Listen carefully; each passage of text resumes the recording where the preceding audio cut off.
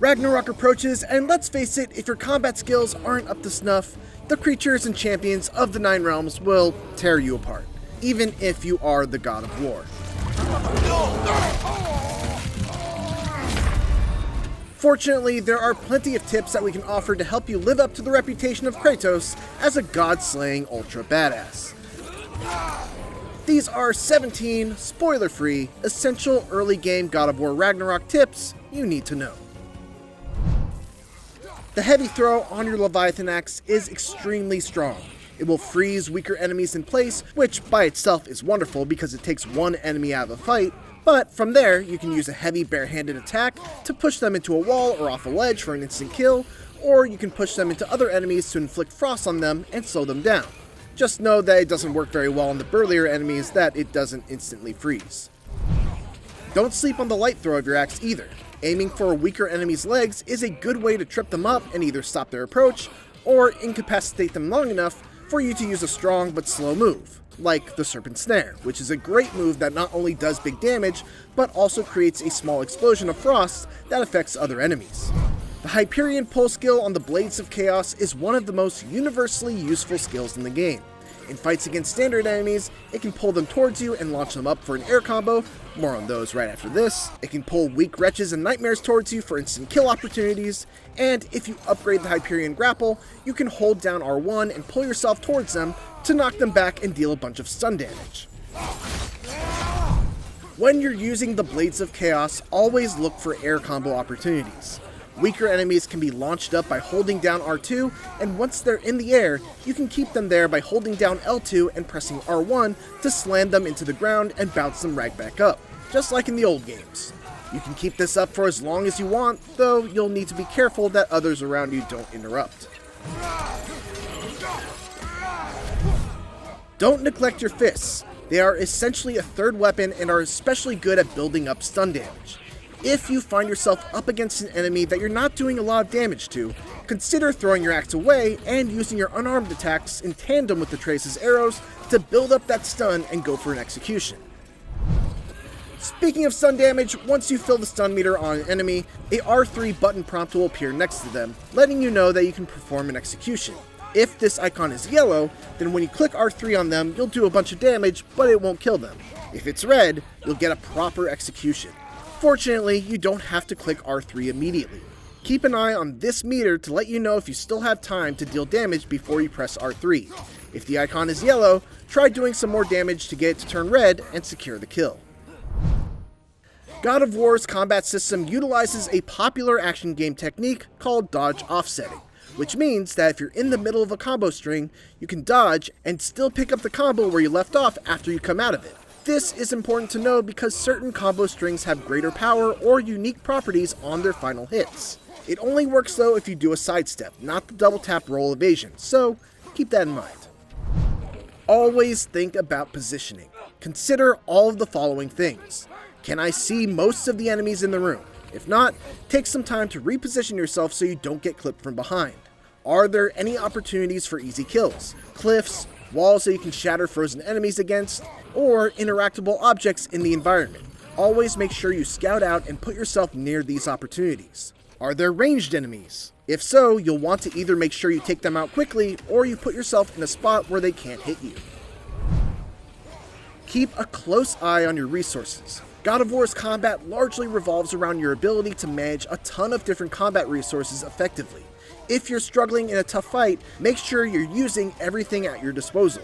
These resources are your rage meter, your companion's arrows and special ability, your light and heavy runic attacks on the axe, your light and heavy runic attacks on the blades, and your permafrost and immolation meters, which you can also activate when full with certain skills.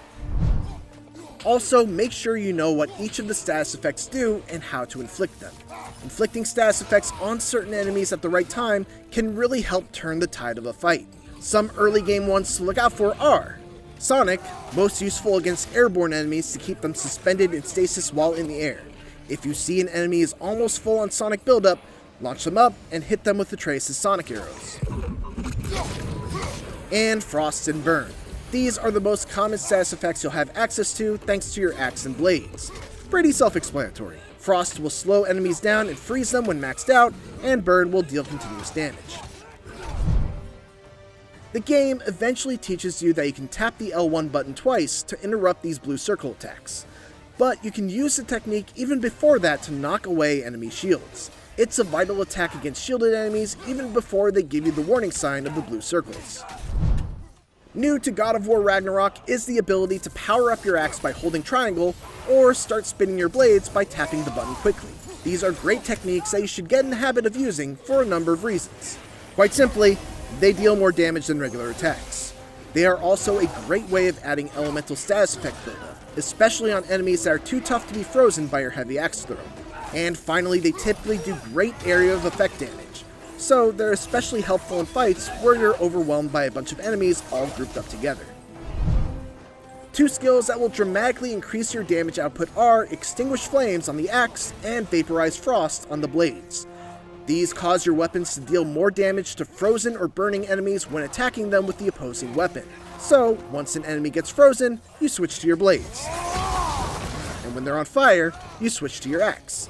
This is tricky to get down, but it's something you should always think about as the damage increase adds up very quickly with each hit. Along those lines, two other skills you'll definitely want to upgrade as soon as you can are Permafrost and Immolation, both of which add elemental damage automatically to your axe or blades if you're able to keep your aggression up without taking damage. We touched upon it earlier, but note that there are two different types of dodges in God of War. A single tap of the X button makes you sidestep, while double tapping the X button will make you roll. In situations where you can't block an attack, generally you'll want to strive to sidestep, as you recover much faster from a sidestep and will still be within striking distance of an enemy after avoiding them.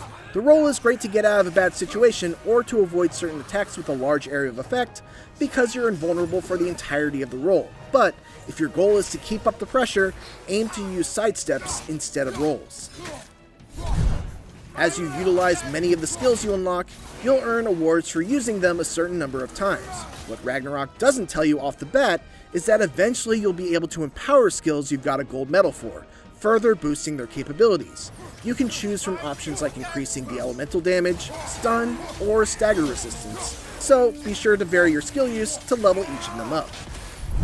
Switching between your weapons in the heat of battle can be crucial to victory, especially when trying to make use of your runic attacks as they become available. However, finding the right time to swap weapons can be hard to manage. Luckily, you can essentially queue up a weapon swap by tapping the D-pad during other, lengthy and protected animations, like shield parries and skills. As soon as the animation is complete, Kratos will instantly bring out the other weapon. And that's all we've got for you for now. There are even more elements of combat to go over, but for now, in the interest of staying as spoiler-free as possible, we're going to leave it at that. Thanks for watching, and for more God of War Ragnarok, make sure to check out our review, along with all of our other guide-related videos. And for everything else, keep it here on IGN.